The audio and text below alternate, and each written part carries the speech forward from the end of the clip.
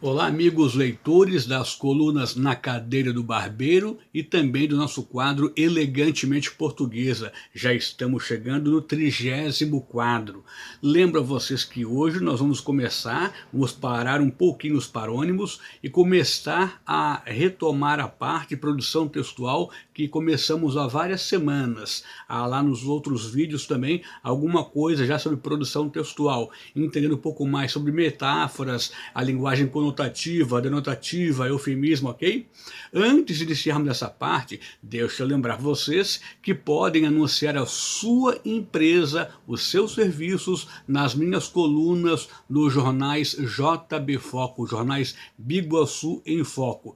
Para anunciar sua empresa ou serviços, faça contato comigo pelo telefone código de área 48, número 996 331527, e também para trabalho de correção de textos, a parte ortográfica, gramatical, sintase, concordância, construção de parágrafos, etc. O mesmo número, 996 331527, ok? Então vamos a esses pontos de hoje. Primeiramente, lembrando uma palavra que muitos de nós ouvimos com certa frequência, a palavra metáfora. O que é essa palavra metáfora? Ela vem do grego, notem, é uma junção aqui de duas palavras, meta e fora. Então, metáfora quer dizer uma mudança. A palavra meta. Qual é a tua meta para este ano? Qual é a tua meta na empresa? Que mudanças tu pretende fazer na tua vida este ano, nos teus trabalhos na empresa? Meta, mudança. Fora, um transporte. Então, por isso a junção delas, metáfora, uma mudança, transportar. No sentido literário das palavras, é pegar uma palavra e transportá-la para um outro significado, sem uma locução. Por exemplo, eu poderia dizer, Joana é como uma estrela. Ou dizer simplesmente, Joana é a estrela da novela. Joana é a estrela, ou foi a estrela do filme. Então eu estou transportando essa palavra, a mudança daquele astro, da estrela em si, significando aqui uma bela atriz, uma grande atriz, tá certo? Aí está então a palavra metáfora, essa mudança de significados que ela pode ter. Então nós temos muitas palavras que nós usamos no dia a dia, sem nos dar conta até, muitas vezes, pelo cotidiano mesmo, mas na escrita das chamadas redações, melhor dizendo, textos que produzimos, sejam na escola, faculdade, trabalho, cartas enviadas, nós podemos e devemos tomar cuidado com isso, para saber em que momento nós podemos e devemos fazer uso dessas figuras de linguagem, em que momentos não devemos. Aí há então a linguagem conotativa de conotação, e a denotativa, denotação. Quando eu falo em denotativa, denotação, lembre do D. Denotativa é a linguagem do dicionário, é a palavra no seu sentido pleno, real, sem mudança alguma, pronto. Quando eu falo linguagem da conotação ou conotativa, aí sim podem entrar e devem entrar as metáforas, as mudanças de significado, a maneira de falar. Estou morrendo de fome, por exemplo. Alguém poderia falar que em tal país, com muitas dificuldades, ou regiões do país, as pessoas estão morrendo de fome literalmente, indo a óbito. Ou alguém pode falar que estou morrendo de fome no sentido de que estou com muita fome, não é verdade? Seria capaz de comer um leão.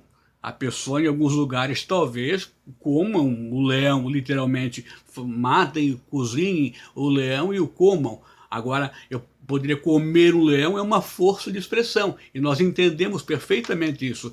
Eu até pensei num exemplo aqui para compartilhar com vocês também. Imaginem, por exemplo, que eu tenha um amigo, um tio, por exemplo, um tio que está muito doente no hospital. E dizem que ele talvez não passe de hoje, não passe desta noite. Eu vou visitar aquele meu tio, digamos que é o tio João. Eu chego ali, pergunto, olho para os meus parentes, primos, e de repente eu pergunto, e o tio João? A pessoa chega perto de mim e diz assim, descansou. Eu poderia dizer, puxa, que bom, ele andava tão cansado, que bom que ele descansou, porque mesmo deitado naquela cama, na maca, agora ele vai descansar, vai relaxar, amanhã vai acordar mais tranquilo, mais disposto. Aí meu parente pensou, poxa, ele não pegou a ideia. Como é que eu vou dizer para ele? É que o tio João foi para o andar de cima. Ah, sim, o tio João foi transferido, talvez lá seja mais tranquilo, talvez o clima seja melhor, vai ter mais assistência, que bom. Então eu vou subir, eu vou até o andar de cima para visitar o tio. Perdão. E a pessoa pensou, poxa, ele não entendeu ainda, ele não entendeu como é que eu vou falar agora o que aconteceu com o tio nessa situação. Bom, o tio virou uma estrela. Ah, sempre soube que o tio era um artista, uma hora ou outra ele ia se revelar no canto, nas artes, na encenação, enfim. Não foi isso, não pegou ainda. O tio vai vestir o paletó de madeira. Mas cada moda que invento também tem tanta roupa para comprar para o tio, para ele sair, para ir passear. Até que a pessoa fala, não, o tio morreu.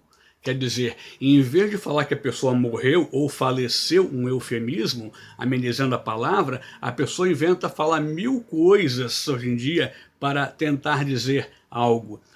Isso não está errado em si, mas vejam como a língua portuguesa é ampla e nos fornecem elementos que podem e devem ser usados dependendo do contexto narrativo. Se é um romance, se é um conto, uma crônica, o que numa linguagem dissertativa, num artigo de um trabalho científico, por exemplo, não seria aceito. Então é importante, daqui para frente, os próximos vídeos serão um pouquinho mais longos, assim, essa base talvez de 5 a 7 minutos, mas para nos aprofundarmos um pouquinho mais nessa parte tão interessante de se estudar, que são as metáforas, as figuras de linguagem, linguagem conotativa, denotativa e assim por diante, tá ok? Mas perceba isso em suas leituras, um artigo científico, prático, direto, ou um romance, da literária, enfim, como um conto, uma crônica, onde há possibilidade de brincar, por assim dizer, com as palavras, ok? E lembrando para vocês também, parte final, sempre mais um lembrete, o homem sempre diz obrigado, a mulher sempre diz obrigada. Então, obrigado pela atenção e até o nosso próximo encontro.